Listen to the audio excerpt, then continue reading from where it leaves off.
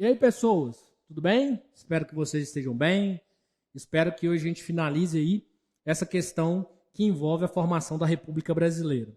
Nós já falamos aqui da questão militar, nós já tracejamos aqui a questão abolicionista, inclusive sobre a questão abolicionista nós temos vários outros subtópicos para serem tratados em alguns vídeos posteriores. E hoje a gente encerra falando da questão religiosa, tá? E por que essas três questões são tão importantes? Só para a gente retomar. A questão religiosa, a questão abolicionista e a questão militar são consideradas pela historiografia os três pontos fundamentais para a gente finalizar, né? Para a gente poder colocar um ponto final no Império Brasileiro, ou nessa figura aí, ou nesse período histórico conhecido como Brasil Império. Inclusive, existem questões de vestibular que te perguntam quais são as questões, né? Que questões são essas, né? E aí vocês têm que saber que é a questão religiosa, a questão militar e a questão abolicionista. Dentro da questão religiosa, nós temos uma questão aqui específica que diz respeito à própria Constituição do Brasil. Não sei se vocês vão lembrar, o contexto da questão religiosa está diretamente ligado à Constituição de 1824. Não sei se vocês estão lembrados, mas a Constituição de 1824, ela resguardava duas questõezinhas, duas coisinhas. Uma delas chamadas de padroado, vocês vão lembrar muito bem, né? O regime de padroado.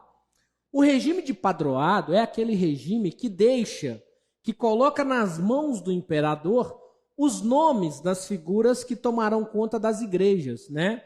Os líderes religiosos do catolicismo poderiam ser indicados pelo imperador. E uma outra questão que aparece na Constituição de 1824 é o beneplácito. O beneplácito é outra condicionante religiosa. Inclusive, essas duas questões aqui colocaram o Brasil como país o quê? Católico, né? O Brasil, com isso aí, se tornou um país católico. Não vamos nos esquecer. Dentro dessa lógica do beneplácito, do catolicismo, o beneplácito dava ao imperador a oportunidade de analisar os documentos advindos do Vaticano e falar sim ou não para esses documentos. Ou seja, veio uma bula lá de Roma e Dom Pedro II achou que essa bula não podia ter validade no Brasil, não tinha. Por quê? Para ter validade no Brasil, o imperador tinha que concordar. Tranquilo? Essa é a primeira coisa, né, que a gente tem que lembrar, que é o contexto. O que vai acontecer, gente? O Papa Leão IX, esse Papa, vai escrever uma encíclica ou uma bula chamada Bula Syllabus. A Bula Syllabus, ela tinha uma característica específica. A Bula Syllabus falava que não poderia estar mais sentando nas cadeiras religiosas pessoas que participavam das reuniões da maçonaria. Isso mesmo.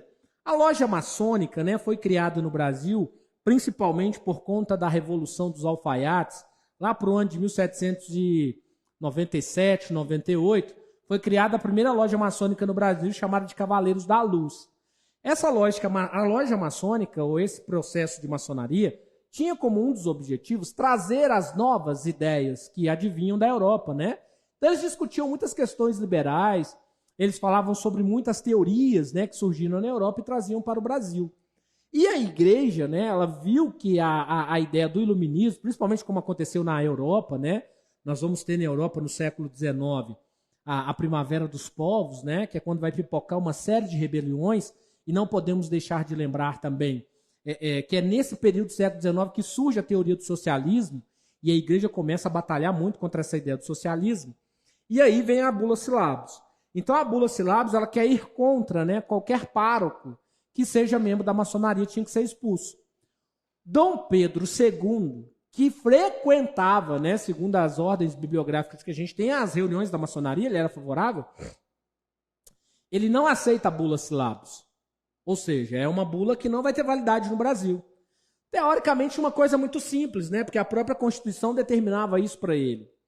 O grande problema é que lá no Nordeste brasileiro, no Recife, nós vamos ter pessoas ligadas à religião que vão expulsar padres ou vão expulsar pessoas ligadas à igreja e ligadas à maçonaria.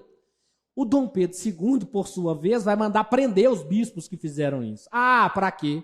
A igreja ficou doida, tô doido. Por quê? Era uma ordem direta do imperador, que era um imperador que ainda usava o poder absoluto. Vocês lembram do poder absoluto? Criado pelo o Jacques Rousseau e Jean Baudin, de que o imperador era algo divino, colocado por Deus? Pois é, essa era a discussão que a igreja tinha. E ele está indo contra uma ordem religiosa.